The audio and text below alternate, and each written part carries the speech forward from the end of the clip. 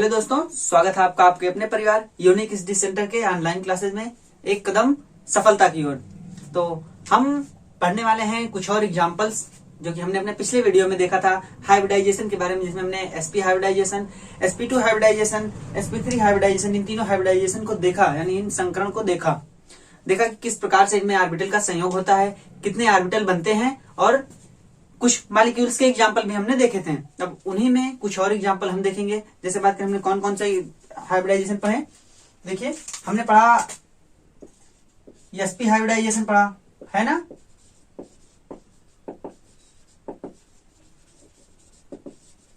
हमने sp hybridisation पढ़ा, हमने पढ़ा sp2 हाइब्रिडाइजेशन,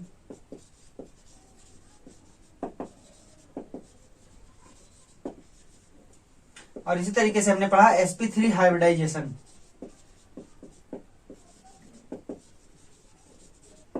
ठीक है, तो कहने का मतलब ये तीनों हाइब्रिडाइजेशन यानी इन तीनों संकरण के बारे में हम अपने पिछले वीडियो में पढ़ चुके हैं, और हम अभी कुछ और एग्जांपल इनके बारे में देखेंगे। ठीक है, तो चलिए देखते हैं इनके बारे में कुछ और एग्जांपल। तो सबसे पहले हम देखेंगे sp के लिए। ठीक है, और बात करें जिन लोगों ने ना देखा हो हाइब्रिडाइजेशन, जिनको ना पता हो, हमारे पिछले वीडियो जाकर के देख सकते हैं, जिसमें हमने तीनों हाइब्रिडाइजेशन के बारे में अच्छे से चर्चा की है। ठीक है, तो देखिए पहले हम बात करें तो हम शुरू करते हैं सबसे पहले sp हाइब्रिडाइजेशन के लिए। किसके लिए? sp hybridisation.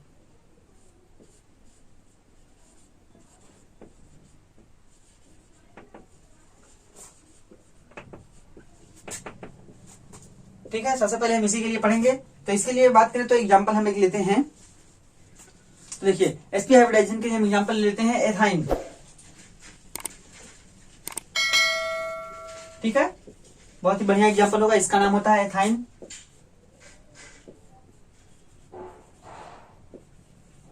ये है एग्जांपल हमारा C2H2 के लिए। तो इसमें हम देखेंगे कि किस तरीके से हम इसमें संकरण कराएंगे, कौन सा sp हाइब्रिडाइजेशन यानी sp संकरण किस तरीके से होगा।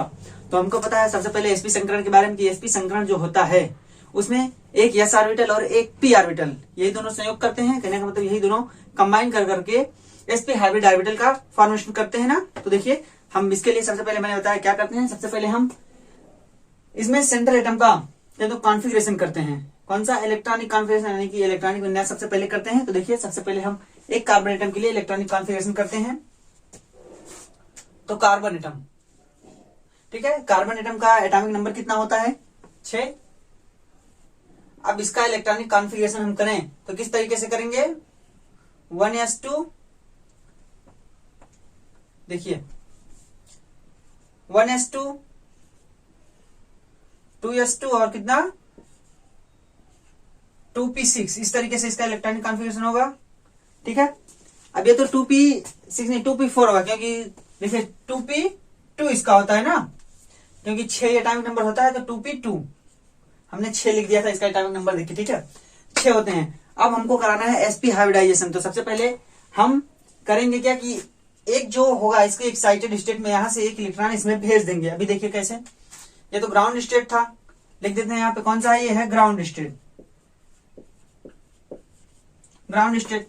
अब इसी तरीके से एक्साइटेड स्टेट में देखिए कैसा होगा, 1s2, 2s2 और कितना 2s2 ना होकर के 2s1 होगा, 2s1 और यहाँ पे हो जाएगा 2p3, यानी कि 2p के यानी जो p सबसेल हमारा है उसमें ये दो ऑर्बिटल यहाँ, यानी एक इलेक्ट्रॉन यहां से निकल करके p में आ गया एक्साइटेड स्टेट में, और ये कौन सा हो गया? ये हो गया हमारा एक्साइटेड स्टेट। ठीक है, ये हुआ हमारा एक्साइटेड स्टेट।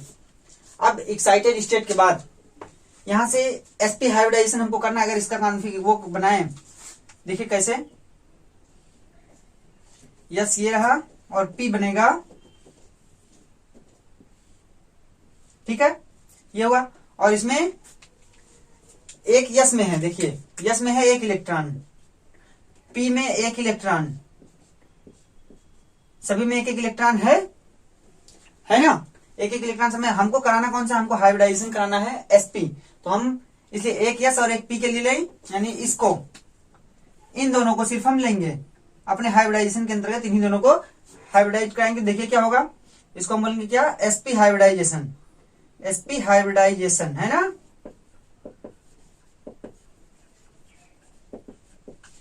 sp हाइब्रिडाइजेशन यानी कि sp संकरण होगा। सिर्फ यहाँ पे एक ये वाला s है 2s और ये 2p, और इसमें हम देखेंगे कि ये जो दो बचेंगे यानी अनहाइब्रिडाइज, जिसको हम बोलते हैं असंकरित, जिनका संकरण नहीं हुआ है, यही हमारा काम करेंगे पाई बॉन्ड को बनाने में। ठीक है, अभी देखिए कैसे ये हो गया। ये तो एक कार्बन के लिए है, सेम दूसरे वाले कार्बन के लिए भी यही प्रक्रिया होगी। ठीक है, अब हम sp संकरण के बाद जो ज्योमेट्री बनती है वो कैसी बनती है? sp संकरण जब होता है तो ज्योमेट्री हमारी लीनियर बनती है ना।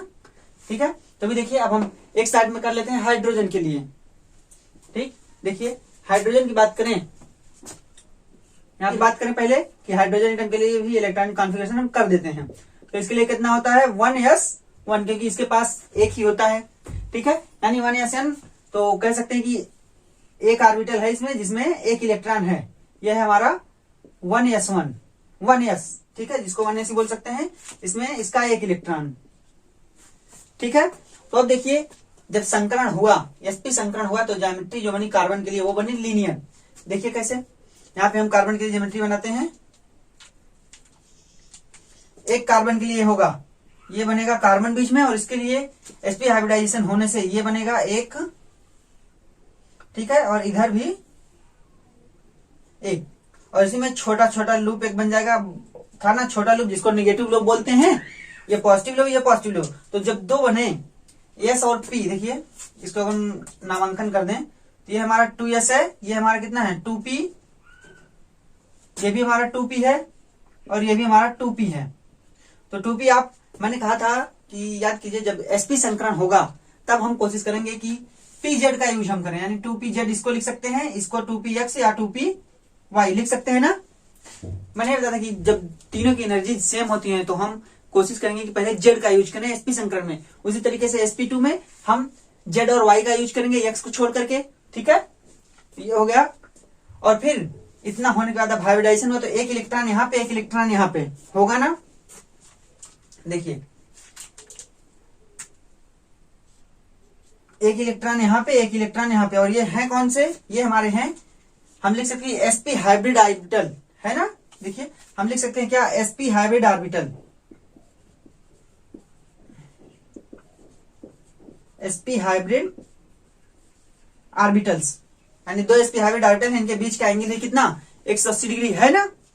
ठीक है, तो ये केस हो गई sp हाइब्रिड ऑर्बिटल के लिए। अब इसी तरीके से दूसरे वाले के लिए भी होगी, यानी दूसरा जो कार्बन एटम है हमारा, यहाँ पे देखिए जो दूसरा कार्बन एटम है सेम उसके लिए ये होगी। ठीक है, तो बात करें सेम इसके उसके लिए इतना होने के बाद ये सबसे पहले बनाएंगे सिग्मा बॉन्ड, किसके साथ? सबसे पहले ये जो इसका जो एक sp हाइब्रिड ऑर्बिटल है ये वाला, और एक ये, तो एक जो sp हाइब्रिड ऑर्बिटल होगा वो दूसरे वाले कार्बन के एक sp हाइब्रिड ऑर्बिटल के साथ सिग्मा बॉन्ड का फॉर्मेशन करेगा। क्या? सिग्मा बॉन्ड का फॉर्मेशन दूसरे वाले के साथ। तो देखिए कैसे, और जो एक बच रहा है, यानी और जो एक हाइब्रिड ऑर्बिटल इसका बच रहा है, वो सब उसका भी एक और इसका भी एक, यानी जो दूसरा वाला कार्बन होगा और ये जो एक वाला कार्बन है, इन दोनों के एक एक sp हाइब्रिड ऑर्बिटल हाइड्रोजन के एक s ऑर्बिटल के साथ संयोग करके वहां भी सिग्मा बॉन्ड का फॉर्मेशन करेंगे। अभी देखिए कैसे, क्योंकि यहाँ पे सिग्मा और पाई दोनों बनने हैं, तो सिग्मा बॉन्ड बनाएंगे। देखिए कैसे, ठीक है, तो यहां पे बनाते हैं। देखिए दो कार्बन के लिए बनाना है हमको, एक कार्बन ये रहा, ठीक है, इसके लिए बनाते हैं हम ये एक कार्बन हमारा ये रहा,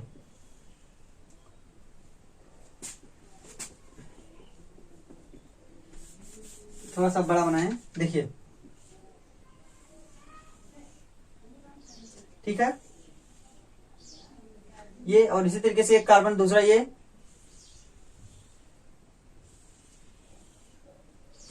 दोनों कार्बन हैं, यानी कार्बन एटम दोनों हैं, दोनों के पास sp हाइब्रिड ऑर्बिटल।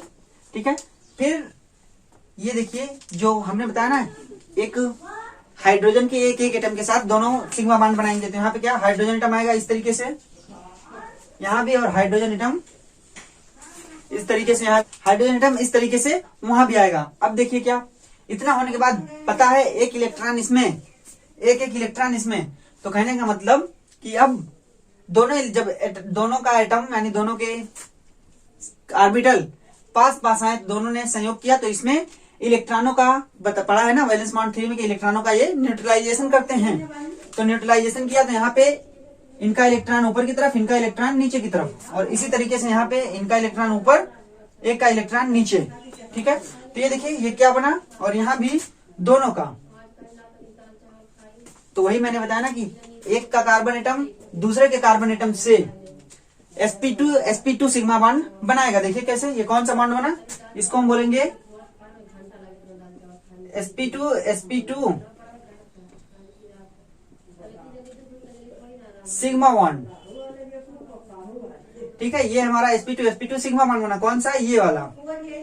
ठीक, और ये कौन सा बना, ये हमको पता कि ये हाइड्रोजन का एस एटम है, यहाँ पे हाइड्रोजन लिख देते हैं, यहाँ भी हाइड्रोजन, यहाँ भी हाइड्रोजन, ये हाइड्रोजन का एच एटम है। तो यहाँ पे हम लिखेंगे क्या कि ये जो बॉन्ड हमारा बना है ये हमारा कौन सा है, sp2s सिग्मा बॉन्ड। ठीक है, ये हमारा है sp2s सिग्मा बॉन्ड, जबकि ये वाला हमारा sp2 सिग्मा बॉन्ड। और इसी तरीके से ये वाला भी हमारा sp2s सिग्मा बॉन्ड है ना, ये वाला भी क्या है, sp2s और सिग्मा बॉन्ड।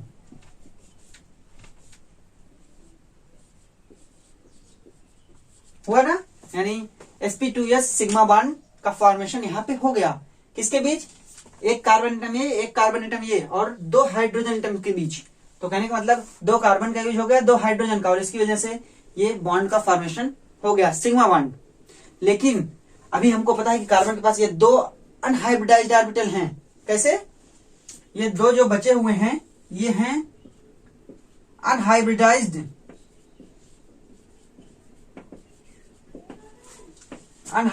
ऑर्बिटल्स। ठीक है, ये अनहाइब्रिडाइज्ड ऑर्बिटल यानी इनका संकरण नहीं हुआ है दो का।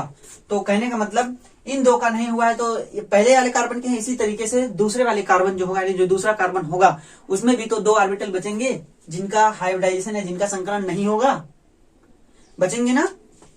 तो अब उन दोनों के लिए देखते हैं कि जब वो दोनों, उनका संकरण नहीं होगा तो वो साथ में आएंगे, यानी दोनों एक दूसरे से साइड वाइज ओवरलैपिंग करेंगे, जिससे कि पाई बॉन्ड का फॉर्मेशन होगा। तो देखिए वो साइड वाइज कैसे फॉर्मेशन करेंगे। और एक बात कि दोनों में ये चीज कॉमन है कि दोनों सेम ऑर्बिटल होंगे। सेम ऑर्बिटल का मतलब जैसे हमने बताया कि ये हमने किसका यूज कर लिया, जेड का। हमने बताया sp हाइब्रिडाइजेशन में जेड का यूज हम कर लेते हैं। लेकिन अब जो अनहाइब्रिडाइज, जो असंकरित जो एटम बचे, यानी असंकरित ऑर्बिटल बचे, कक्षक बचे, उनका क्या कि वो दोनों जो इसका px है पहले वाले कार्बन के लिए, वो दूसरे वाले कार्बन के px से मिलकर के पाई बॉन्ड बनाएगा। जो py वाला बच रहा है वो भी दूसरे वाले कार्बन के py के साथ साइड वाइज ओवरलैपिंग करके, यानी सिरे से ओवरलैपिंग नहीं, हेड ऑन ओवरलैपिंग ना होकर के वो साइड वाइज ओवरलैपिंग होगी। ठीक है, उससे ये भी पाई बॉन्ड का फॉर्मेशन करेगा। देखिए कैसे बनाएगा। ये तो सिग्मा बॉन्ड बन गया है ना, साथ में हम बनाते चलते हैं। देखिए ये बनाया एक कार्बन, ठीक है, और ये बनाया हमने दूसरा कार्बन टर्म। अब पहले इसमें सिग्मा ये बॉन्ड बना देते हैं। देखिए ये बना, ये बना, और इसी तरीके से इसके लिए, ठीक है, ये हो गया। ये कौन से थे, ये हमारे जेड थे। ठीक है, इसको जेड कह सकते हैं, यानी जेड वाले डीजेड जो बनता है हमारा पीजेड। ठीक है, ठीक, ये पीजेड वाले थे। तो और यहाँ पे क्या क्या लगा था, यहाँ पे लगा था हाइड्रोजन, यहाँ पे हाइड्रोजन था और यहाँ पे हाइड्रोजन था। ठीक है, यानी ऊपर वाली कंडीशन ये बनी। अब देखिए इसमें भी यक्स वाई, यक्स बचा हुआ, क्या कहते हैं, वाई बचा हुआ और यक्स। यहाँ पे पहले यक्स वाला बनाते हैं। दोनों में दो लोब सी बनते हैं, एक पॉजिटिव लोब एक निगेटिव लोब, लेकिन हम यहाँ पे सिर्फ पॉजिटिव लोब इसमें बनाए हैं। ठीक है, आप चाहे तो निगेटिव लोब बना सकते हैं। देखिए इस तरीके से, यहाँ पे निगेटिव लोब, यहाँ पे निगेटिव, और इसी तरीके से यहाँ भी निगेटिव और यहाँ भी निगेटिव लोब। ठीक है, अब ये तो जेड वाले, अब यक्स वाले बनेंगे कैसे, यक्स वाले इस तरीके से, देखिए ये, और इसी तरीके से नीचे। ये कौन सा हमारा बना, ये बना हमारा जो अनहाइब्रिडाइज बचा हुआ है यक्स वाला। अब इसी तरीके से वाई वाला कैसे बनेगा, देखिए ये बना वाई वाला जो कि अनहाइब्रिडाइज है। अब इसी तरीके से हम दूसरे वाले कार्बन में भी देखेंगे, वहां भी एक्स और वाई बनाते हैं। देखिए कैसे, एक्स और इसी तरीके से वाई वाला। ठीक है, तो कहने का मतलब ये जो दोनों अनहाइब्रिडाइज्ड ऑर्बिटल बचे हैं हमारे px py, देखिए इसको लिख देते हैं कौन से बचे हैं ये हमारे हैं अनहाइब्रिडाइज्ड ऑर्बिटल।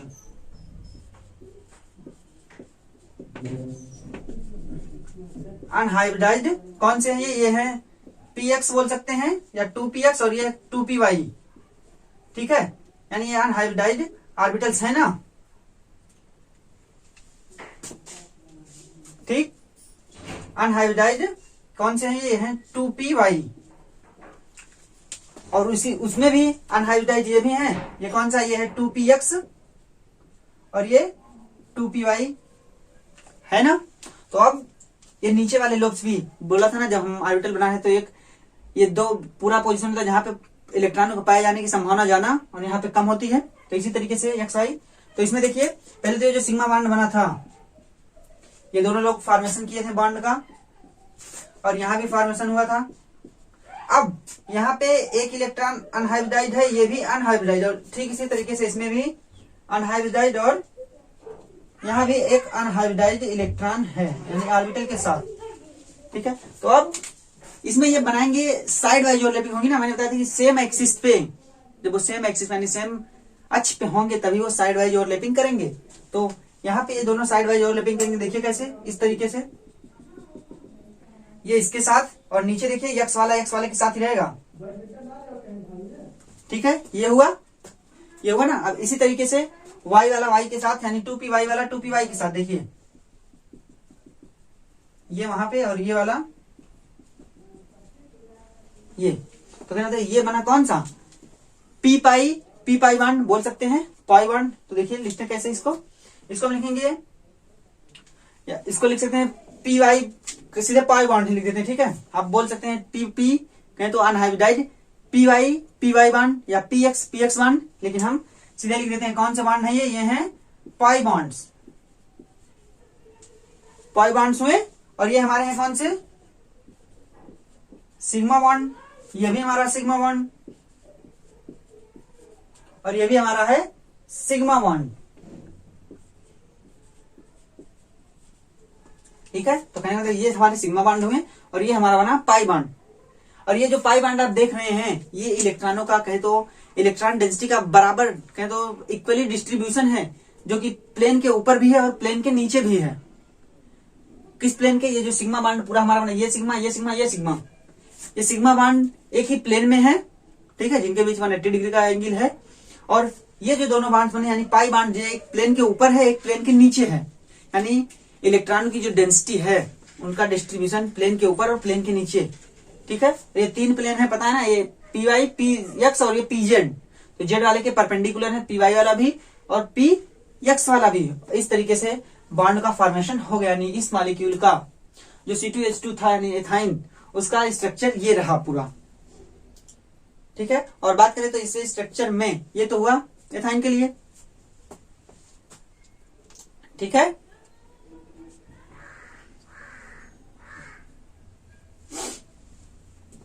ठीक, अब इसका अगर हम जनरल ऐसे स्ट्रक्चर बनाएं कह सकते हैं, देखिए इस तरीके से बनता है,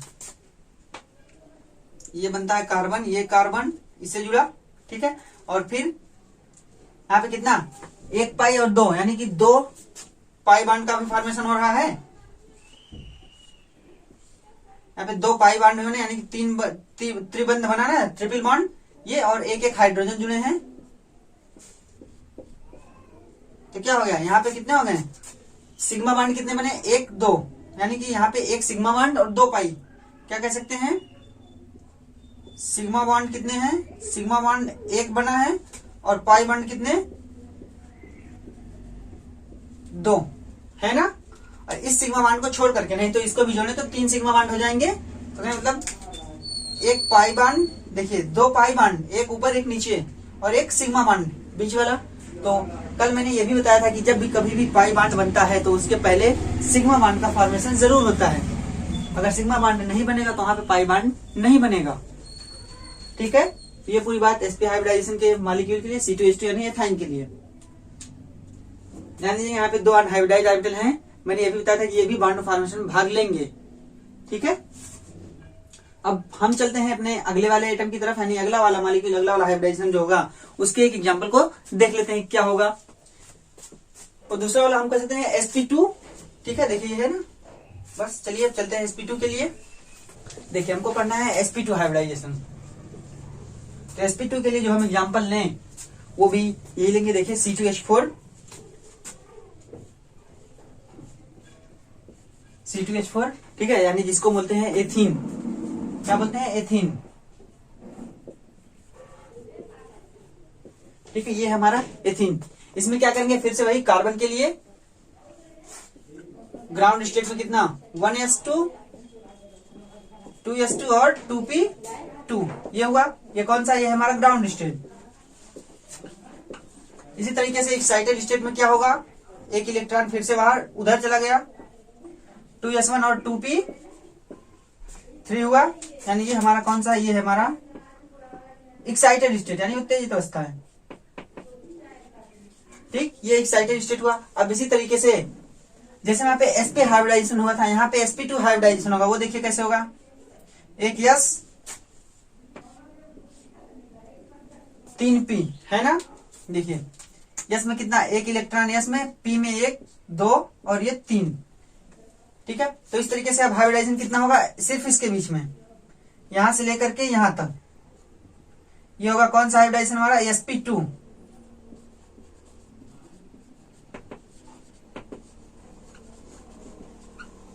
ये हमारा sp2 हाइब्रिडाइजेशन हुआ। ठीक है, यस p और p, यहां भी वही, ये जो बच रहा है लास्ट वाला अनहाइब्रिडाइज्ड, इसको क्या बोलते हैं हम? इसको बोलते हैं अनहाइब्रिडाइज्ड। ये वाला हमारा अनहाइब्रिडाइज्ड है, अनहाइब्रिडाइज्ड ऑर्बिटल है। ठीक है, ये अनहाइब्रिडाइज्ड हुआ। अब जब sp2 बने तो एक और एक, 2 और एक 3, यानी कि 3 बने, तो कहने का मतलब 3 ही sp2 हाइब्रिड ऑर्बिटल हमारे बनेंगे। और उन तीनों में जो एंगल बनता है वो कितना होता है, 120 डिग्री ना। तो देखिए एक कार्बन के लिए हम इसको बनाते हैं, एक कार्बन के लिए बनाए तो ये हमारा रहा कार्बन, और इसमें 3, एक ये और ये। ठीक है, देखिए ये 3 बने। ठीक, आप इसमें इसका नेगेटिव लोब्स भी बना सकते हैं, कोई दिक्कत नहीं, इधर बन जाएगा, इधर और इधर, लेकिन हम बनाते नहीं, ऐसे ही रहेगा। ठीक है, और इसमें क्या है, एक एक इलेक्ट्रॉन सभी के पास, एक और एक। ठीक है, कौन से हैं ये हमारे हैं sp2 हाइब्रिड ऑर्बिटल, है ना। कौन से? ये हमारे sp2 हाइब्रिड ऑर्बिटल है। देखिए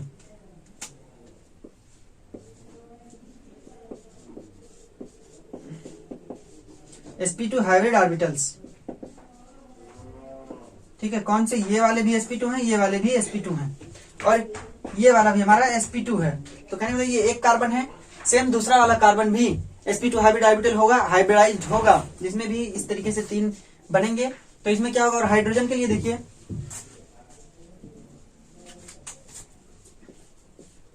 फिर से हाइड्रोजन के लिए एक हाइड्रोजन, यानी इसका कॉन्फ़िगरेशन कितना होगा, 1s1। तो इसका जो ऑर्बिटल बनेगा इस तरीके से, 1s है, इसमें भी एक इलेक्ट्रॉन। ठीक है, एक इलेक्ट्रॉन हुआ इसमें। अब यहाँ पे जो बॉन्डिंग की फॉर्मेशन, यानी जो बॉन्ड बनेगा वो किस तरीके से बनेगा, देखिए यहाँ पे हम देखेंगे 4 हाइड्रोजन है और 2 कार्बन। तो कार्बन के एक जो ये एक बॉन्ड है, ये कार्बन दोनों आपस में बनाएंगे, यानी कार्बन और कार्बन मिलकर के एक सिग्मा बॉन्ड बनाएंगे, जिसमें sp2 और sp2 सिग्मा बॉन्ड का फॉर्मेशन होगा। एक sp2 हाइब्रिड ऑर्बिटल इसका और एक sp2 हाइब्रिड ऑर्बिटल दूसरे वाले कार्बन का, वो दोनों मिलकर के सिग्मा बॉन्ड बनाएंगे। और जो 2 हाइब्रिड ऑर्बिटल इसके बच रहे हैं और 2 ही हाइब्रिड ऑर्बिटल दूसरे वाले कार्बन के बचेंगे, वो दोनों 2 हाइड्रोजन से मिलकर के सिग्मा बॉन्ड बनाएंगे। अभी देखिए कैसे, देखिए हम बनाते हैं एक, ये यहां पे गया और इसका भी एक यहां पे, फिर अभी 120 डिग्री का कोण है, एक वाला यहां पे आएगा, एक वाला। ठीक है, और इसी तरीके से इसमें भी ये बना। अब एक हाइड्रोजन से बनाएंगे बॉन्ड, वही बताया ना, एक हाइड्रोजन यहाँ पे, एक हाइड्रोजन यहाँ पे बनेगा, एक हाइड्रोजन यहाँ पे और एक ही हाइड्रोजन यहाँ पे बनाना। फिर यहाँ पे दोनों ने अपना अपना एक एक इलेक्ट्रॉन न्यूट्रलाइज किया। यहाँ पे हाइड्रोजन और कार्बन दोनों ने, यहाँ पे भी हाइड्रोजन और कार्बन दोनों ने न्यूट्रलाइज किया। यहाँ पे भी वही कंडीशन और यहाँ पे भी वही कंडीशन बनी ना। तो जो एंगल इनके बीच का है वो कितना है, 120 डिग्री। यहाँ भी 120, यहाँ भी और यहाँ भी 120, यानी 120 डिग्री एंगल है ना। तो ये हुआ। ये क्या कौन कौन सा बना, देखिए ये है हमारा हाइड्रोजन, ये हाइड्रोजन है, ये भी हाइड्रोजन है और ये भी हाइड्रोजन है। ठीक है, तो हम इसका पहले नामकरण कर दें। ये कौन सा सिग्मा बॉन्ड बना है, ये बना हमारा sp2, क्योंकि sp2 संकरण है एक वाला, और दूसरा यस, यानी कौन सा है sp2s सिग्मा बॉन्ड। ये है sp2s सिग्मा बॉन्ड, ये भी है sp2s सिग्मा बॉन्ड। ठीक है, और ये कौन सा बॉन्ड है, ये हमारा sp2 सिग्मा बॉन्ड। ये है ना बीच में ये वाला बॉन्ड, क्योंकि इसका भी sp2 इसका भी sp2, और तो साइड वाले सब चारों सेम है, sp2s सिग्मा बॉन्ड। ठीक है, अब इन दोनों बॉन्ड को बनने के बाद अब बात करेंगे कि अभी एक अनहाइब्रिडाइज्ड ऑर्बिटल बच रहा है इसके पास, और इसी तरीके से दूसरे वाले कार्बन के पास भी एक अनहाइब्रिडाइज्ड ऑर्बिटल बचेगा, जिसको हमने कहा था 2px होगा। तो अब 2px वाला बनाते हैं। यहाँ पे देखिए sp2s सिग्मा बॉन्ड लिख देते हैं ना, सिग्मा बॉन्ड। अब एक एक 2px बचा हुआ है दोनों में, देखिए किस तरीके से अनहाइब्रिडाइज्ड है ये, और दोनों में एक एक हाइड्रोजन भी है, यानी एक एक इलेक्ट्रॉन भी, यहां भी और यहां भी। कौन से ये हैं, ये हैं हमारे अनहाइब्रिडाइज्ड। देखिए कौन से हैं, अनहाइब्रिडाइज्ड। अनहाइब्रिडाइज्ड है ना, ये अनहाइब्रिडाइज्ड ऑर्बिटल हुए। कौन से 2px अनहाइब्रिडाइज्ड 2px ऑर्बिटल है। अब ये दोनों साइड वाइज ओवरलैपिंग करके पाई बॉन्ड बनाएंगे। देखिए कैसे, इस तरीके से यहां भी और इस तरीके से यहां भी, यानी यहां पे फॉर्मेशन होता है पाई बॉन्ड का। और कौन सा 2px पाई बॉन्ड, क्या 2px पाई बॉन्ड। ठीक है, तो कहने का मतलब यहां पे एक पाई बॉन्ड बना और एक सिग्मा बना, यानी कि डबल बॉन्ड का फॉर्मेशन हुआ। देखिए इसका जो स्ट्रक्चर बनता है वो इस तरीके से, कार्बन 2 बॉन्ड, फिर कार्बन, यहां पे हाइड्रोजन और इसी तरीके से यहां पे और यहां पे, यानी ये फॉर्मेशन होता है किसका, एथीन का। एथीन का स्ट्रक्चर ये होता है। और देखिए इनकी जो एंगल होती है, होना तो चाहिए था 120, ठीक है, लेकिन अब बॉन्डिंग और होने जब साधारण होता तब 120, जब यहाँ पे होता तब 120, लेकिन अब जब बॉन्ड बना तो हमने वेस्पर थ्योरी में रिपल्सन पढ़ा है, तब उन रिपल्सन के कारण जो एंगल होगी वो होगी चेंज। ठीक है, तो यहाँ पे एंगल कितनी होगी, देखिए एंगल यहाँ पे होगी HCH। ये जो एंगल हमारा बनेगा वो हमारा कम होगा। क्यों, क्योंकि रिपल्सन जो होगा उसकी वजह से ये यहाँ पे रिपल्सन जो बढ़ेगा उसकी वजह से यहाँ पे एंगल कम होकर के ये हमारा हो जाएगा 117। देखिए कितना ये हमारा होता है 117.5 डिग्री। कौन सा, ये वाला। ठीक है, ये एंगल, और ये जो एंगल बनेगा HCC, क्या HCC, यानी हाइड्रोजन कार्बन और फिर से हाइड्रोजन, इसका जो बॉन्ड एंगल बनता है वो बनता है 121 डिग्री। देखिए कौन सा, यहां भी बोल सकते हैं या उसको भी बोल सकते हैं, ये बनता है 121 डिग्री, 120 नहीं 121 डिग्री से बनेगा। ठीक है, यानी कि एंगल में कुछ डिफरेंस आया जो कि साधारण में होना चाहिए था। साधारण में 120 होना चाहिए था, लेकिन वहां पे बॉन्डिंग होने के बाद वो इतना डिफरेंस आया है। अब बात करें तो इनकी जो लंबाई होती है, यानी बॉन्डों की भाई लंबाई भी तो होगी। अब देखिए उनकी लंबाई कितनी होती है, यहाँ पे जो सिग्मा बॉन्ड बनता है उसकी लंबाई होती है 134 पिकोमीटर, वहां पे जो सिग्मा बॉन्ड बनता है। और ये भी तो सिग्मा बॉन्ड है, ये भी सिग्मा बॉन्ड, यानी मतलब CC सिग्मा बॉन्ड के लिए 134 डिग्री बनता है, और CC सिग्मा बॉन्ड के साथ साथ उसको क्या बोलते हैं, sp2 सिग्मा बॉन्ड। ठीक है, अब जो ये बनेगा sp2 यस सिग्मा बॉन्ड, उसके लिए लंबाई हमारी होती है 108 pm। देखिए कितना, 108 पिकोमीटर, यानी कि इसके लिए लंबाई 108 पिकोमीटर और उसके लिए लंबाई 134 पिकोमीटर। ठीक है, तो ये पूरी बात एथीन के लिए है, यानी sp2 हाइब्रिडाइजेशन के लिए, C2H4 के लिए। ये हो गया sp हाइब्रिडाइजेशन के लिए। अब इसी तरीके से बात करें तो हम पढ़ेंगे अपना अगला वाला हाइब्रिडाइजेशन, जो कि है sp3 हाइब्रिडाइजेशन की। sp3 हाइब्रिडाइजेशन में क्या होता है और किस तरीके से उनका फॉर्मेशन होता है। ठीक है, देख लीजिए आप। अब चलते हैं, हम पढ़ते हैं अपना sp3 हाइब्रिडाइजेशन की। sp3 हाइब्रिडाइजेशन में किस तरीके से मॉलिक्यूल बनेंगे। ठीक है, तो फिर से वही काम पूरा, कार्बन, कार्बन का ग्राउंड स्टेट और एक्साइटेड स्टेट तीनों हैं। अब हाइब्रिडेशन जो होगा वो पूरे के लिए होगा ना, क्योंकि sp3 होना है, तो क्या sp3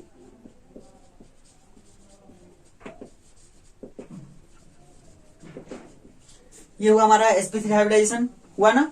अब इस sp3 हाइब्रिडाइजेशन में देखिए किस तरीके से, इसके लिए हमने मेथेन को पढ़ा है और हमारा एग्जांपल CH4 था मेथेन के लिए, लेकिन इसके लिए देखिए हमारा एग्जांपल क्या होगा, C2H6। तो इसमें sp3 हाइब्रिडाइजेशन में हमें पता है टेट्राहेड्रॉन बनता है ना, यानी 4 ऑर्बिटल के साथ टेट्राहेड्रॉन बनता है। देखिए किस तरीके से टेट्राहेड्रॉन बनेगा हमारा, देखिए ये हुआ हमारा कार्बन, टेट्राहेड्रॉन के लिए एक यहाँ पे, एक यहाँ पे, एक यहाँ पे और एक यहाँ पे, ये बना। यहाँ पे एंगल 109 मिनट, यहाँ पे सभी में एक एक इलेक्ट्रॉन, एक इलेक्ट्रॉन यहाँ, एक इलेक्ट्रॉन यहाँ और एक ही इलेक्ट्रॉन यहाँ। और ये सब है कौन से, ये हमारे सब है sp3 हाइब्रिड ऑर्बिटल।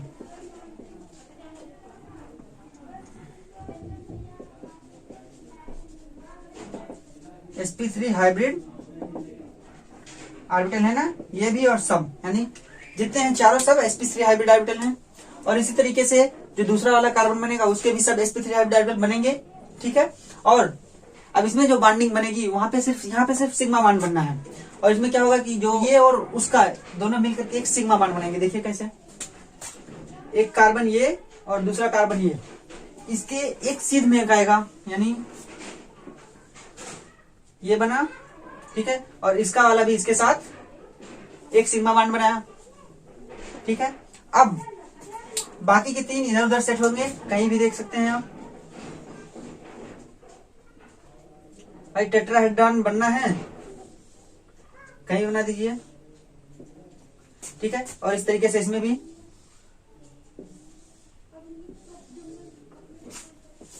ओके, ये बना ना। अब इसमें देखिए क्या होगा कि सभी के साथ अब एक एक हाइड्रोजन, एक एक हाइड्रोजन एटम सभी के साथ आके बॉन्ड बनाएगा। यहाँ भी, यहाँ भी, यहाँ भी, इसी तरीके से यहाँ और इसी तरीके से यहाँ भी। तो कहने का मतलब सभी के साथ अब एक एक हाइड्रोजन ने बॉन्ड बनाया और सभी ने अपने अपने इलेक्ट्रॉन को दिए और न्यूट्रलाइज किया।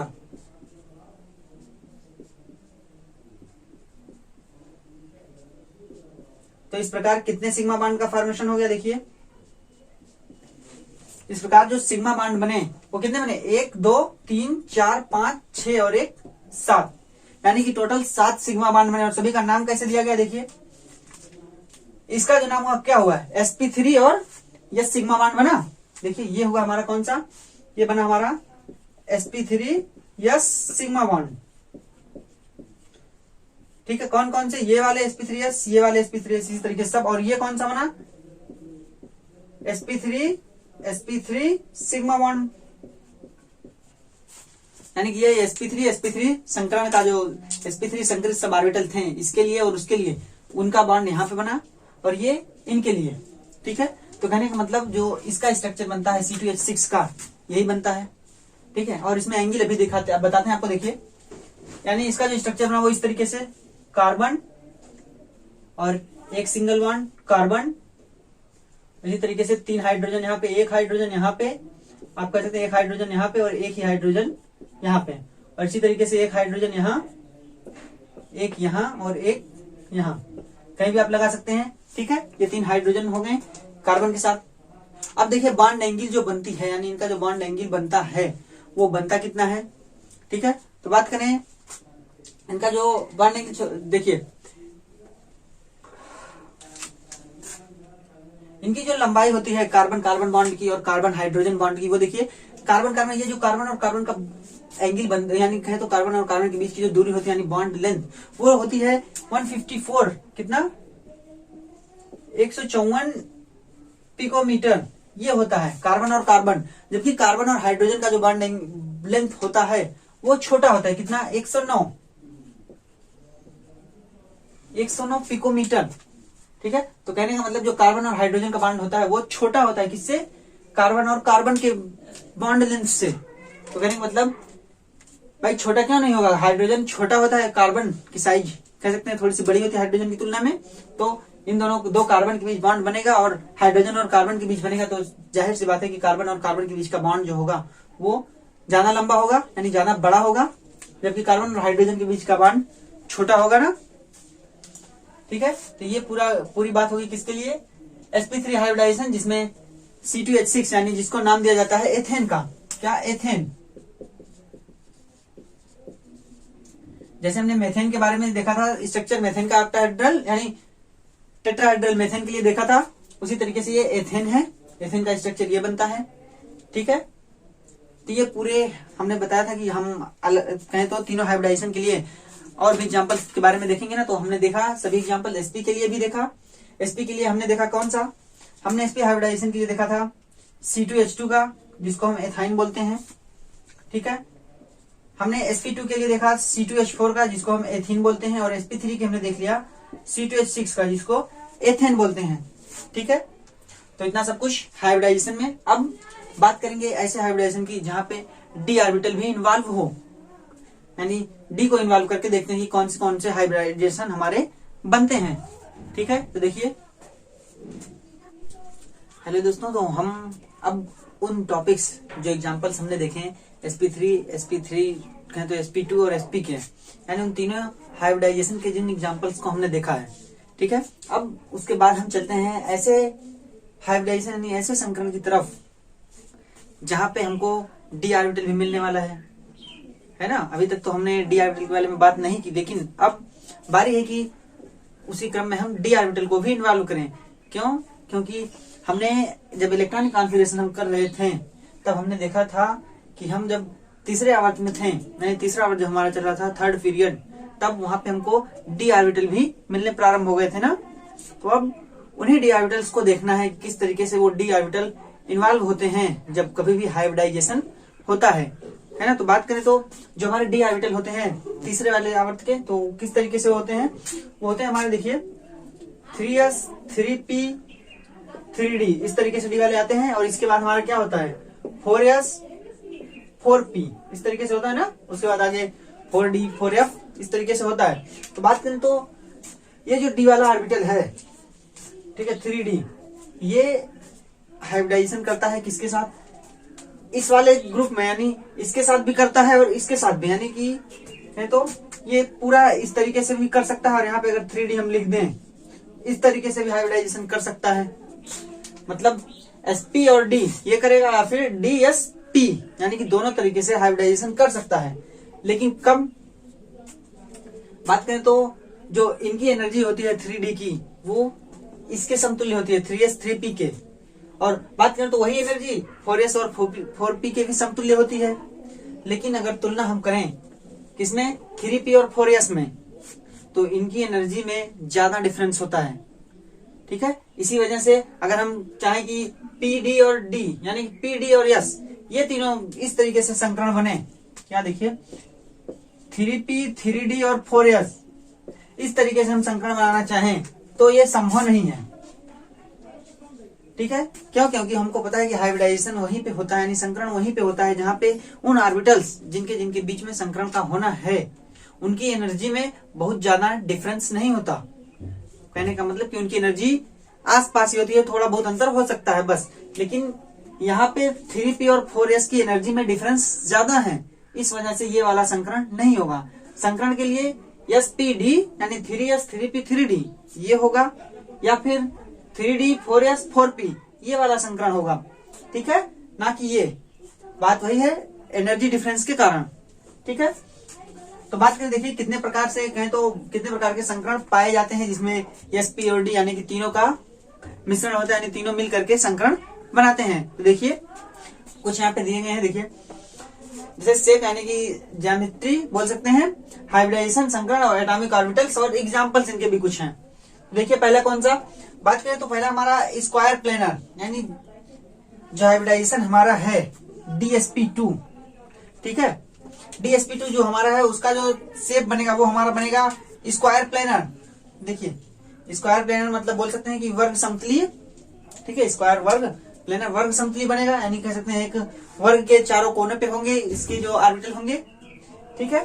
जिसमें क्या DsP2 संकरण, और इसमें जो इन्वॉल्व होते हैं एटॉमिक ऑर्बिटल्स, यानी कि वो कक्षक जो मिल करके इस संकरण को करते हैं, वो देखिए कौन से हैं। एक हमारा D होगा, एक S होगा, और P के 2 ऑर्बिटल्स होंगे। तो कहने का मतलब किस तरीके से होगा, देखिए DsP2 यानी ये वाला संकरण बोल सकते हैं ना, DsP2 बोल सकते हैं ना, DsP, ठीक है, जिसमें एक D, एक S और P के 2 ऑर्बिटल्स इन्वॉल्व करेंगे, ठीक है। और देखिए इसका जो एग्जांपल है वो NiCN4 2- आयन, ये जो चार्ज 2- लिखा जाता है पूरे का अलजेब्राइक सम होता है, ठीक है। इसको अगर हम बोलना चाहें तो इसको बोल सकते हैं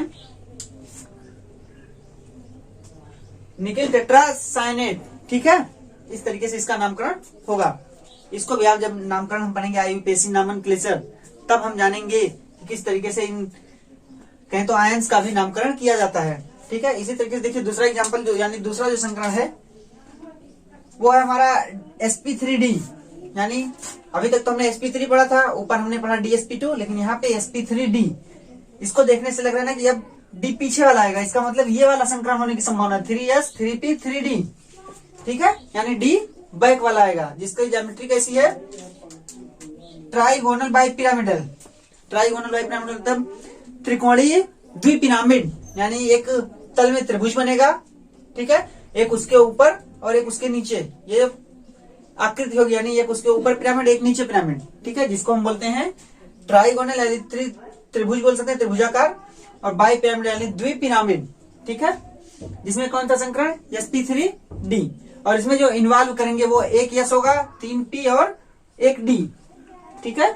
यानी S में एक कक्षक, P के तीनों कक्षक और D का एक कक्षक, ठीक है। और इसका जो एग्जांपल है वो है PCl5 यानी फास्फोरस पेंटाक्लोराइड, ठीक है। और देखिए और हमारा स्क्वायर पिरामिडल इसके बाद, यानी कि जिसमें संकरण कौन सा है DsP3। अभी तो देखिए ऊपर sp3d पढ़ा, लेकिन अब यहाँ पे DsP3 पढ़ा हमने, तो चेंजिंग है ना, ये DsP3 और ये sp3d था। तो sp3d का जो ज्योमेट्री बनी वो बनी ट्राइगोनल बाई पिरामिडल, लेकिन DsP3 की जो बनी वो बनी स्क्वायर पिरामिडल। अब स्क्वायर पिरामिडल मतलब वर्ग पिरामिड, यानी एक वर्ग उसी के ऊपर एक पिरामिड रखा हुआ, ठीक है। ये ज्योमेट्री इसकी बनेगी स्क्वायर पिरामिडल की। तो क्या DsP3 संकरण है, जिसमें इन्वॉल्व कौन कौन से ऑर्बिटल हैं, एक D, एक S और P के 3, तब बनेगा ना DsP3, ठीक है। और इसके बाद देखिए इसका जो एग्जांपल है वो है BrF5, यानी ब्रोमीन पेंटाफ्लोराइड बोल सकते हैं, ठीक है। और देखिए इसके बाद और है हमारा ऑक्टाहेड्रल शेप बनेगा किसका, ये है sp3d और d2sp, यानी sp3d2 और d2sp3 है। तो ये चाहे इनर वाले डी सेल का यूज किया जाए या फिर आउटर डी सेल का यूज किया जाए, उसका जो शेप बनेगा वो बनेगा ऑक्टाहेड्रल, यानी कि अष्टफलकी। इसमें चाहे आप sp3d संकरण कहें या फिर d2sp3 संकरण कहें, ठीक है। जिसमें आप देख सकते हैं कौन कौन सा होगा, एक S होगा, 3p होगा और D 2, यानी एक S ऑर्बिटल, P के 3 ऑर्बिटल और D के 2 ऑर्बिटल, ठीक है। आप इसका एग्जांपल लिख सकते हैं एक CrF6 और 3-, ठीक है। आप इसका एग्जांपल लिख सकते हैं, और इसका तो SF6 रहेगा। देखिए CrF6 और 3-, यानी sp3d2 का जो एग्जांपल होगा वो होगा हमारा SF6, ठीक है, या सल्फर हेक्साफ्लोराइड बोल सकते हैं इसको, SF6। और इसकी ज्योमेट्री कैसी बनेगी, इसकी ज्योमेट्री बनेगी ऑक्टाहेड्रल, यानी अष्टफलकीय, ठीक है। और जो दूसरा वाला संकरण यहाँ पे लिखा गया है D2sp3, इसका एग्जाम्पल हम कह सकते हैं क्रोमियम हेक्साफ्लोराइड होगा। ठीक है, तो ये पूरा संकरण है डी, जिसमें डी इन्वॉल्व करते हैं। और भी संकरण है इसमें, मान लीजिए इसमें और संकरण होता है जैसे sp3d3, देखिए sp3d3 ये भी होता है, जिसमें कितने, एक या 3p3 यानी कि 7 हो गए टोटल। तो इसकी जो ज्योमेट्री बनती है वो बनती है पेंटागोनल बाई पिरामिडल। जैसे यहाँ पे ट्राइगोनल बाई पिरामिडल बना, देखिए ट्राइगोनल बाई पिरामिडल, 3 प्लेन में त्रिभुज, उसके बाई पिरामिडल, एक ऊपर पिरामिड एक नीचे पिरामिड। ठीक इसी तरीके से इसका जो बनता है वो बनता है pentagonal bi pyramidal, pentagonal bi pyramidal. ठीक है, मतलब एक पंचभुज बनेगा, उसके एक ऊपर पिरामिड एक नीचे पिरामिड, उस तरीके की आकृति इसकी होगी sp3d3 की। ठीक है, तो ये कुछ हाइब्रिडाइजेशन थे जिसमें डी ने इन्वॉल्व किया, यानी डी ऑर्बिटल का इन्वॉल्व हुआ। और ये उसके एग्जाम्पल, ये कितने कितने ऑर्बिटल कहाँ कहाँ पे यूज होंगे। ठीक है, ये देखिए पूरा आप इसको बना सकते हैं, आप इसको अपने पास बना सकते हैं। ठीक है, देखिए देख लीजिएगा ये पूरा कौन कौन से ऑर्बिटल इन्वॉल्व हुए और कौन सा हाइब्रिडाइजेशन, कौन सी इसकी ज्योमेट्री बनेगी। ठीक है, तो इसके बाद हम इसी पे कुछ एग्जांपल देख लेते हैं, यानी कोई मॉलिक्यूल्स लेकर के उसका एक्सप्लेनेशन कर देते हैं किस तरीके से हाइब्रिडाइजेशन इसमें होता है। ठीक है, तो चलिए हम सबसे पहले एग्जांपल लेंगे किसका, ट्राइगोनल बाइपिरामिड यानी sp3d का, जिसमें एग्जांपल हमारा है PCl5 यानी फास्फोरस पेंटाक्लोराइड। उसका एग्जांपल लेकर के हम देखते हैं किस तरीके से हाइब्रिडाइजेशन होगा और किस तरीके से क्लोरीन जाकर के फास्फोरस से मिलेगा, क्योंकि संकरण होना किसमें है, फास्फोरस में। क्यों, क्योंकि उसी को हम सेंट्रल एटम मानेंगे ना। ठीक है, तो चलिए देखते हैं, हम देख लीजिए आप। तो हम देखेंगे sp3d के लिए, देखिए हमारा एग्जांपल कौन सा होगा, हमारा एग्जांपल होने वाला है PCl5 फास्फोरस पेंटाक्लोराइड, जिसमें संकरण कौन सा होता है, हमने अभी देखा है sp3 और d। ठीक है, ये होगा हमारा हाइब्रिडाइजेशन।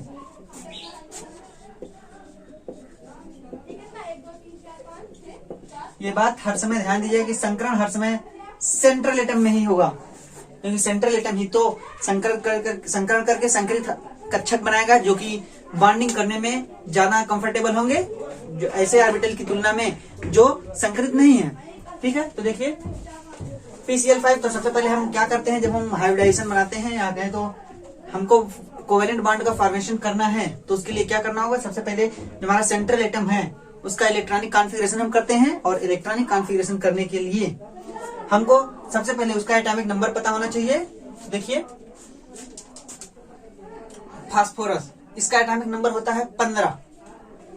ठीक है, सल्फर का होता है 16। और ये किस फैमिली का तत्व है, कहें तो ये हमारे नाइट्रोजन फैमिली का तत्व है, जिसको हमने याद करने का तरीका बताया है, नेपाल, पाकिस्तान, ऑस्ट्रेलिया, सब भिखारी। तो उसका कहें तो नाइट्रोजन का होता है 7, एटॉमिक नंबर नाइट्रोजन का 7। तो हमने ये तरीका भी देखा है, 2 8 8 18 इस तरीके से हमने देखा है ना। तो बात करें उस तरीके से, अगर नाइट्रोजन का 8 7 हुआ तो इसका कितना आएगा, 8 और 7 15। ठीक है, इसका मतलब 15। तो इसका जब हम ग्राउंड स्टेट में इलेक्ट्रॉनिक कॉन्फ़िगरेशन करें तो क्या आएगा, देखिए आएगा हमारा 1s2 2s2 2p6, फिर क्या 3s1 3p6, कितना हुआ, 2 2 4 6 4 10 1 11 और 6 17 हो गया। इसका मतलब 15, यानी 2 कम कर देते हैं, यानी 4 हो गया ना। 2 2 4 6 4 10 1 11 और 4 15, ये हुआ। ये है इसका ग्राउंड स्टेट। कौन सा, ये है ग्राउंड स्टेट, या बोल सकते हैं तलस्थ अवस्था में, जब बॉन्ड बनाने के फॉर्म में नहीं है। अब इसका जब एक्साइटेड स्टेट में हम कॉन्फ़िगरेशन करें, देखिए पहले इसका हम कक्षक बना लेते हैं, तब भी आपको आसानी समझ में आएगा। देखिए यस में कितने हैं, इसको यहाँ पे देखिएगा, यस है, एक कक्षक होता है यस में, पी में कितना, और इसके बाद हमारा कौन सा आएगा, इसके बाद हमारा आएगा 3D ना, इसके बाद हमारा आता है 3D और 3D में है 0, यानी कि 3D में कोई भी नहीं है, लेकिन हमको डी का इन्वॉल्व करना है, यानी डी को सम्मिलित करना है, जिसके लिए हम डी का भी कक्षक बनाएंगे। भी देखिए ये हुआ। अब देखिए यस और टी में होते हैं 3 1 2 3 हो गए, और डी में होता है 5 1 2 3 4 और 5। देखिए 3 हुआ, 4 और 5, ये 5 कक्षक हो गए डी के। ठीक है, ये कौन सा हमारा है? ये है हमारा 3D, ये है हमारा 3P और ये है हमारा 3S। तो अब इलेक्ट्रॉन भरते हैं, ये ग्राउंड स्टेट है हमारा। तो इलेक्ट्रॉन भरेंगे तो कितना है? यस में 2 इलेक्ट्रॉन, यस में 1 कहां से हो गया? यस में हमारा 2 इलेक्ट्रॉन होता है ना। ठीक है, तो यस में हम 2 इलेक्ट्रॉन भरते हैं, 2 2 4 6 4 10 2 12 और 4 16 हो रहे, तो यहाँ पे 3 ही होगा, P में 3। ठीक है, वहां पे 1 इलेक्ट्रॉन गलती से ज्यादा लिखा गया था, यहाँ पे 1 यहाँ पे 4, तो 2 और 3 होगा, क्योंकि यस पूरा भरता है। ठीक, तो देखिए अब इलेक्ट्रॉनों को भरे, तो यस में दोनों इलेक्ट्रॉन है, 1 हुआ 2, ये यस के भर गए। अब बारी है पी की, पी में 3 है, तो तीनों पी 1 2 3। डी में 1 भी नहीं है, कोई बात नहीं, अभी नहीं डी में है, ये ग्राउंड स्टेट था। लेकिन अब जब ये एक्साइटेड स्टेट में जाएगा, तब देखिए पहले एक्साइटेड स्टेट का इसका कॉन्फ़िगरेशन देखिए। एक्साइटेड स्टेट में जाने पे ये जो कॉन्फ़िगरेशन है ये तो नहीं बदलेगा। ठीक है, यानी शुरू वाला तो सेम वैसे रहेगा, लेकिन जब यहाँ पे बारी आएगी 3S 3D 3P और 3D में, तब देखिए क्या होगा। होगा ये कि 3S 1 हो जाएगा और ये बनेगा 3P 3 और ये हो जाएगा 3D 1। डी में 0 से अब डी में 1 हो गया, मतलब हुआ क्या? हुआ ये कि ये जो इलेक्ट्रॉन था ये वाला निकल के यहाँ पे आ गया। ठीक है, और ये है हमारा DZ स्क्वायर।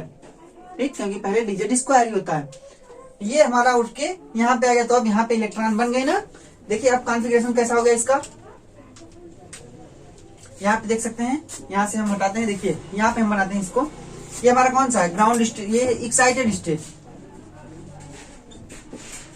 यानी उत्तेजित अवस्था है ये, जिसमें ये बॉन्ड कहे तो इलेक्ट्रॉनों को बॉन्डिंग के लिए तैयार कर रहा है। ठीक है, अब ये वाला इलेक्ट्रॉन जो इसका है ये इसमें आएगा डी में। देखिए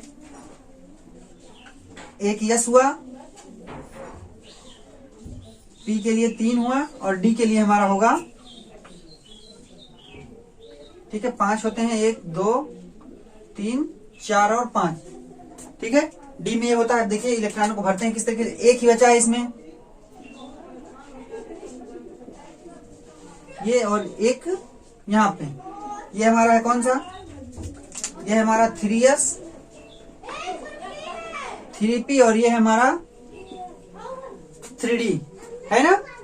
अब हाइब्रिडाइजेशन हमको करना है, नहीं संकरण हमको करना है कौन सा? sp3d, यानी 1 S 3P और 1 D का। तो कहने का मतलब हाइब्रिडाइजेशन यहां तक होगा। देखिए यहां से लेकर के यहां तक होगा हाइब्रिडाइजेशन, जिसको हम बोलते हैं क्या? sp3 और D। ठीक है, sp3d संकरण हो जाएगा, उसके बाद ये सब कहने मतलब आपस में कंबाइन करके कितने हाइब्रिड ऑर्बिटल बनाएंगे 3 2 5, यानी 5 ही हाइब्रिड ऑर्बिटल बनाएंगे। कौन से hybrid orbital? sp3d hybrid orbital बनाएंगे ना। तो यहाँ पे देखिए पहले संकरण कौन सा हुआ? sp3d हाइब्रिडाइजेशन हुआ ना, ये संकरण होगा इसमें, sp3d हाइब्रिडाइजेशन।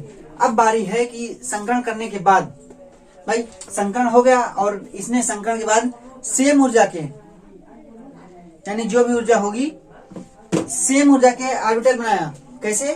5 ऑर्बिटल बनाए सेम ऊर्जा के, sp3d सेम ऊर्जा सेम आकृति, कहे तो सेम शेप उसका, ठीक है सेम एनर्जी, और कहे तो स्टेबल, वो कोशिश करते हैं कि मैक्सिमम स्टेबिलिटी आए। लेकिन अभी देखिएगा कि ये मॉलिक्यूल ये स्टेबल नहीं होगा, कैसे भी उसको बताते हैं।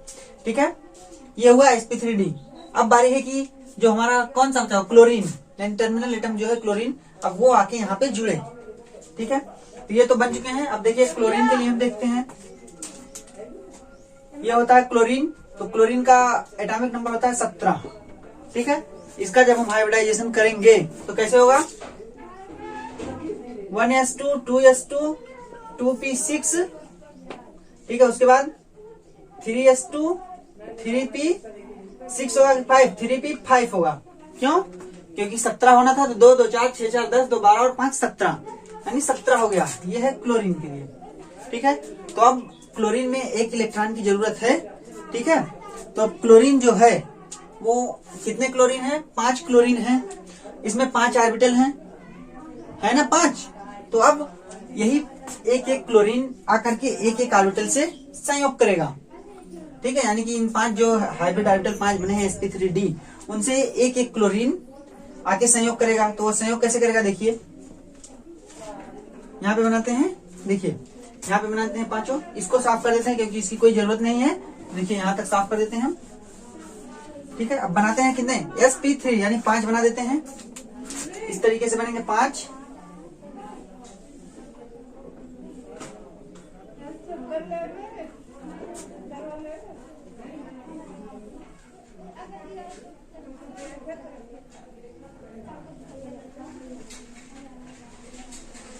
ठीक है, ये 5 बन गया और पांचों में एक एक इलेक्ट्रॉन पहले से है, जो कि किसका है? हमारे फास्फोरस का है। तो एक एक इलेक्ट्रॉन पहले से मौजूद है। 1 2 3 4 और 1 5। अब ये पहले से मौजूद था, लेकिन अब जो हमारा क्लोरीन है सब जगह पे एक एक क्लोरीन आके जुड़ जाएगा। देखिए कैसे क्लोरीन भी अपना इलेक्ट्रॉन देगा इसमें। तो एक एक क्लोरीन हर जगह पे आएगा। क्लोरीन यहाँ भी, क्लोरीन यहाँ भी, क्लोरीन यहाँ, क्लोरीन यहाँ और क्लोरीन यहाँ। तो कहने का मतलब सभी क्लोरीन आकर के उससे जुड़ रहे हैं ना, है ना। सभी क्लोरीन आकर के इससे जुड़ रहे हैं। और कैसे जुड़ रहे हैं अभी देखिए। और सभी ने अपना एक एक इलेक्ट्रॉन इसको दिया बोल सकते हैं। तो इस तरीके से दूसरा इलेक्ट्रॉन इस तरीके से हम बढ़ते हैं, यानी एंटी क्लॉकवाइज। ठीक है, तो उसकी डायरेक्शन चेंज। और जब इन्होंने अपना अपना इलेक्ट्रॉन न्यूट्रलाइज किया, क्योंकि इसका भी इलेक्ट्रॉनिक कन्फर्मेशन हम करते हैं और इसका ऑर्बिटल बनाते हैं, तो उसमें इलेक्ट्रॉन इसी तरीके से भरे जाते हैं, है ना। लेकिन अब इलेक्ट्रॉन इस तरीके से ना भर के जो क्लोरीन का है वो उसकी डायरेक्शन चेंज हुई। डायरेक्शन चेंज होगी तभी तो बॉन्डिंग होगी। और ये कौन से ऑर्बिटल्स हैं? ये हैं sp3d हाइब्रिड ऑर्बिटल, है ना। हाइब्रिड ऑर्बिटल यही है, यानी sp3d संकरित कक्षक ये हैं। इन्होंने क्लोरीन से संयोग किया और बनाया PCl5। क्या बनाया? बनाया PCl5 यानी फास्फोरस पेंटाक्लोराइड। ठीक है, तो ये पूरा तरीका है PCl5 के बनने का। और इसकी ज्योमेट्री अभी आपको दिखाते हैं कि कौन सी ज्योमेट्री इसकी बनती है, जो कि हमने बताया क्या है 3 1 4 यानी 4 और 1 5 5 है। तो ट्राइगोनल बाइपिरामिडल हमने बताया। तो देखिए ट्राइगोनल बाइपिरामिडल हम बनाते कैसे हैं, आप इसको देख लीजिए। ठीक है, अब हम ट्राइगोनल बाइपिरामिडल ज्योमेट्री इसकी बनाते हैं। देखिए इस तरीके से बनेगा ना।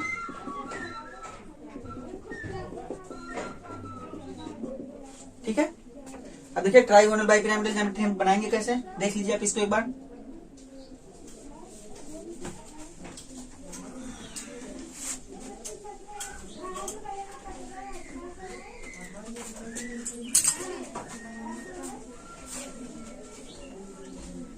अब देखिए ट्राइगोनल बाइपिरामिडल के मैंने बताया कि एक प्लेन में होगा, यानी त्रिभुज बनेगा।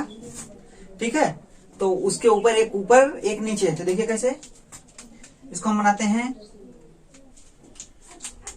फास्फोरस जो हमारा होगा वो बीच में सेंट्रल एटम है, तो फास्फोरस हमने बनाया बीच में, फास्फोरस एकदम बीचों बीच।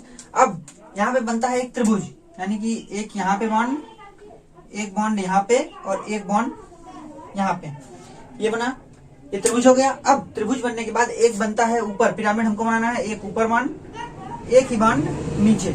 ये बना ना ट्राइगोनल और बाइपिरामिडल। हर जगह पे एक एक क्लोरीन जुड़ेगा। देखिए कैसे क्लोरीन, क्लोरीन, यहाँ भी क्लोरीन, यहाँ भी और यहाँ भी क्लोरीन। ये शेप बनता है इसका, जिसको हम नाम क्या देते हैं? Trigonal bipyramidal.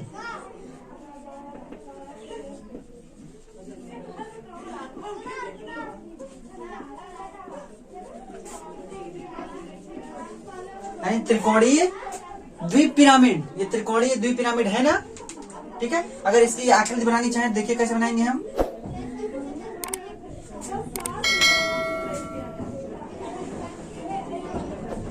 ठीक है, ये त्रिकोणीय हो गया और ये बन गया हमारा द्विपिरामिड, यानी 2 पिरामिड भी बनके तैयार हैं।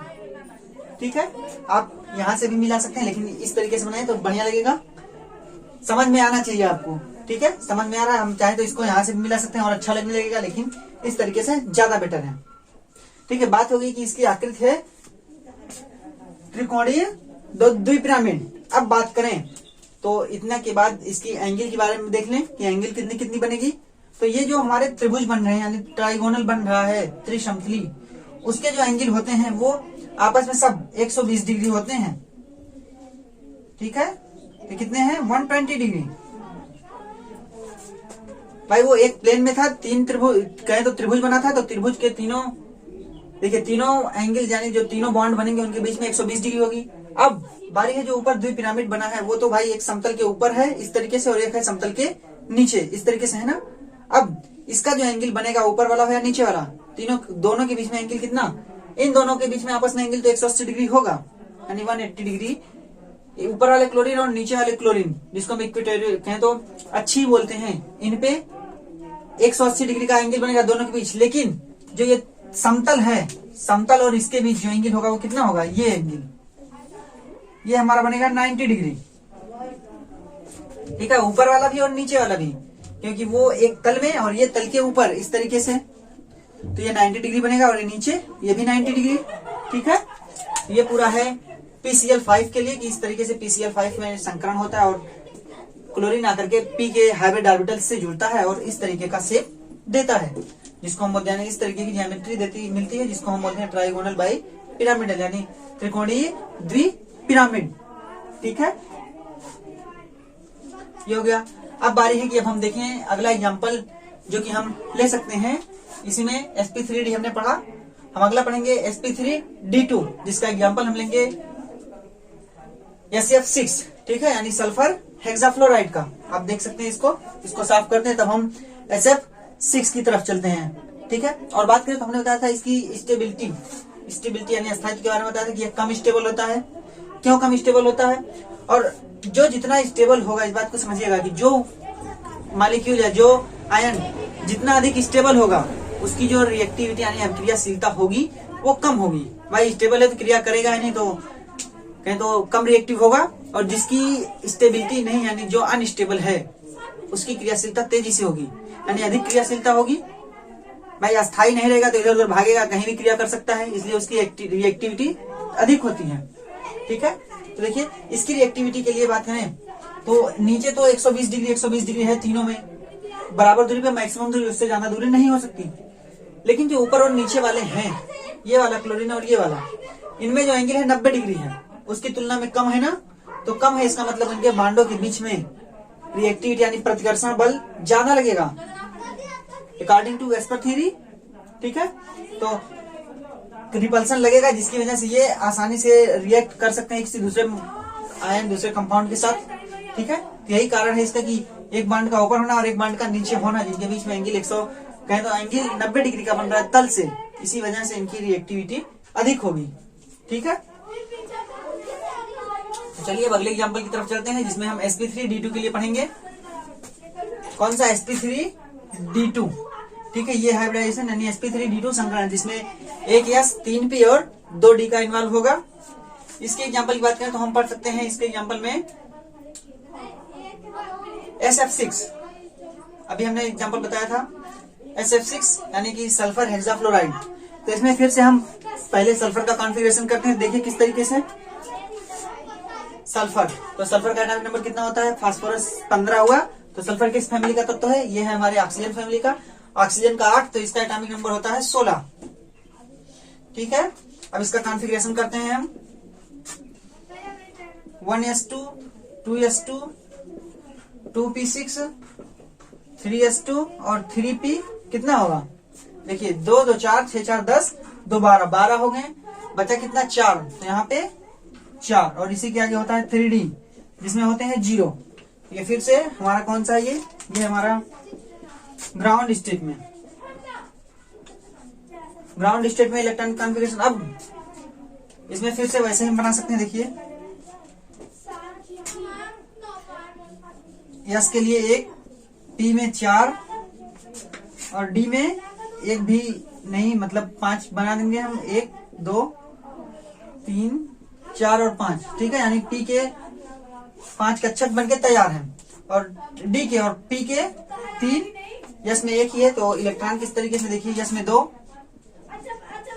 पी में है 4, तो एक यहाँ पे, दूसरा यहाँ पे, तीसरा यहाँ पे, और चौथा क्या यहाँ पे नहीं, चौथा यहाँ पे, ठीक है। डी में कोई नहीं है, ठीक है। इस तरीके से है। ये कौन से हैं, ये हमारे 3s 3p और ये है 3d, ठीक है। अब देखिए इसका जब हम ग्राउंड स्टेट में हो गया, ग्राउंड के बाद जब हम एक्साइटेड स्टेट में चलेंगे तब इसका जो होगा कॉन्फ़िगरेशन देखिए। ये तो पूरा ठीक है यहाँ तक, S2 से देखिए ये वाला। अब 2D का यूज हमको करना है क्योंकि D2, तो अब D के 2 में जाएगा, एक यहाँ से एक यहाँ से। देखिए कैसे बात करें तो ये वाला देखिए, ये वाला यहाँ पे आ जाएगा और ये वाला यहाँ पे, ठीक है। तो इसका कॉन्फ़िगरेशन कैसे बनेगा देखिए,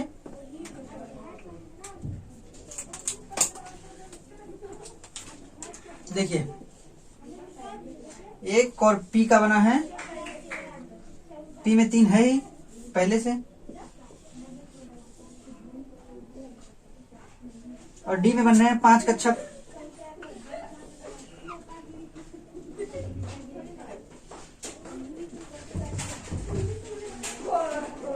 पांच कक्षक बन गए, ठीक है। अब जो इलेक्ट्रॉन भर रहा है हमारा, देखिए इलेक्ट्रॉन किस तरीके से, एक इसमें, एक इसमें, एक इसमें और एक ही इसमें, और फिर एक यहां से उठ के गया है उस वाले में और एक यहां से, यानी एक एक इलेक्ट्रॉन इसमें भी आ जाएंगे। ये हमारा एक्साइटेड स्टेट होगा, ठीक है। देखिए ये कौन सा है, ये हमारा 3s 3p और ये है 3d। यानी अब जो संकरण होगा वो sp3d2 होगा, यानी कि यहां से लेकर के ये संकरण बनेगा कौन सा, sp3d2 हाइब्रिडाइजेशन बनेगा ना।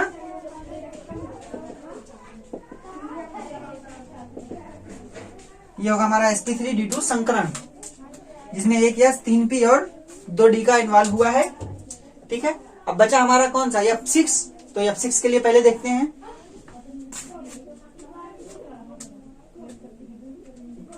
देखिए F6 यानी कि फ्लोरीन, तो फ्लोरीन का एटॉमिक नंबर होता है 9, क्योंकि 8 होता है ऑक्सीजन का, तो फ्लोरीन का 9। तो इसका कॉन्फ़िगरेशन किस तरीके से, 1s2 2s2 और 2p 5 हो गया ना, 5 2 7 और 2 9।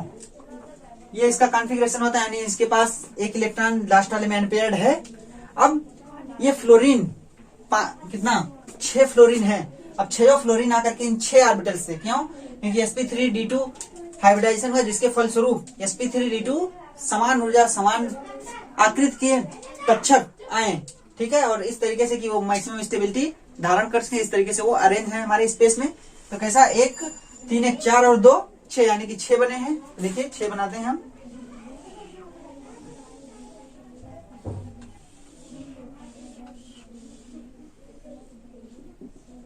देखिए 1 2 3 4 2 6, यानी 6 ऑर्बिटल बने। कौन से हैं ये है हमारे, ये हमारा है sp3d3 हाइब्रिड ऑर्बिटल, ये है ना sp3d3 हाइब्रिड ऑर्बिटल्स है ये।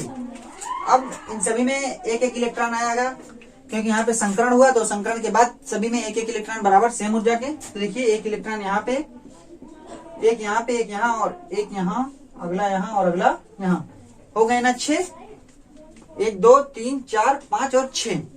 इन 6 होने के बाद, ठीक है, अब बारी है कि फ्लोरीन के एक एक इलेक्ट्रॉन आकर के यहाँ से जुड़ जाएंगे। यानी फ्लोरीन में एक अनपेयर्ड इलेक्ट्रॉन है, वही आकर के एक फ्लोरीन यहाँ से एक यहाँ से, इस तरीके से ये आपस में जुड़ेंगे। देखिए कैसे, एक फ्लोरीन यहाँ से जुड़ा,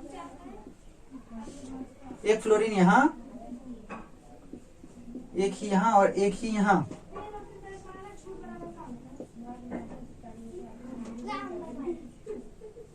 यानी कि सारे फ्लोरीन जितने हमने 6 लिए थे वो 6 आके यहाँ पे जो है 1 2 3 4 5 और 6। तो कहने का मतलब ये बन गया हमारा मॉलिक्यूल कौन सा, ये बन गया हमारा SF6। SF6 मॉलिक्यूल हमारा कंप्लीट, यानी इस तरीके से SF6 मॉलिक्यूल का फॉर्मेशन होता है। ठीक है, और ये बना किस तरीके से, ये वाला।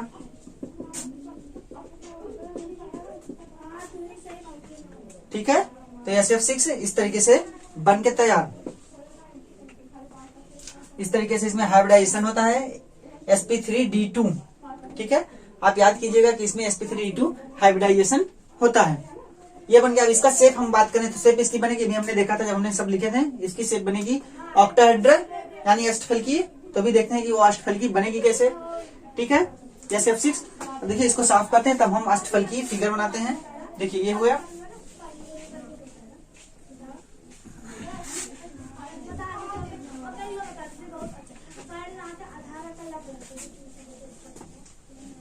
अब बारी है अष्टफलकी बनाने की। तो अष्टफलकी बनाएंगे कैसे, यानी ऑक्टाहेड्रल। देखिए अष्टफलकी हमारा बनता है इस तरीके से, बीच में सल्फर, सल्फर हमारा मेन है, तो ये बीच में हो गया हमारा सल्फर।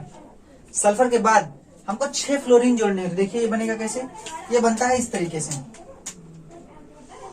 एक यहाँ पे, एक यहाँ पे, एक यहाँ पे, इसको सीधा बनाइए। ठीक है, एक ही यहाँ पे ये बनेगा। उसके बाद एक ऊपर, एक नीचे, इस तरीके से शेप बनता है। ठीक है, अष्टफलकी का। अब इसमें क्या होगा कि इसमें सभी पे यानी 6 कोने पे एक एक फ्लोरीन हमारा जुड़ जाएगा। एक फ्लोरीन वहां, अगला यहाँ, एक यहाँ, एक यहाँ और एक यहाँ, एक यहाँ। तो कहने का मतलब 6 फ्लोरीन अपनी अपनी जगह पे सेट हैं। ठीक है, ये 6 फ्लोरीन अपनी अपनी जगह पे सेट हो गए। और ये फिगर है किसके लिए, SF6 के लिए। आप इसको बना सकते हैं, देखिए किस तरीके से इसको मिलाएंगे आप। यहाँ पे ये, यहाँ, यहाँ, यहाँ, सब जगह पे ये आपस में मिलेंगे। देखिए कैसे इसको बना दे, तो ये पहले यहाँ पे, ठीक है, ये यहाँ पे, ये यहाँ पे, इसको ये देखिए, ये यहाँ पे, ये यहाँ पे, और ये ही यहाँ पे हो गया। और फिर ये आपस में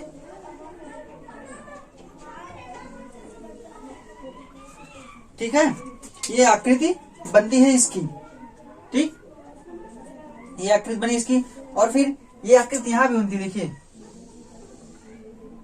ये यहाँ पे मिला, यानी ये गया यहाँ पे और ये यहाँ पे आएगा। ठीक है, ये बना, ये यहाँ पे हुए, और बचा भी एक ये वाला भी। देखिए ये यहाँ पे बन गया ना। अब ये बना हमारा अष्टफलकी यानी ऑक्टाहेड्रल शेप, ये हमारी बन के कंप्लीट है। ठीक है, आप देख सकते हैं एक त्रिभुज ऐसा भी बना, एक त्रिभुज इस पे से बना है, और बाकी ये हर कोने से त्रिभुज बना हुआ है। देखिए यहाँ से भी त्रिभुज, यहाँ से भी, यहाँ से भी, यहाँ से और यहाँ से, यानी अष्टफलकी ये बन गया। तो इसको हम नाम क्या देंगे, ऑक्टाहेड्रल।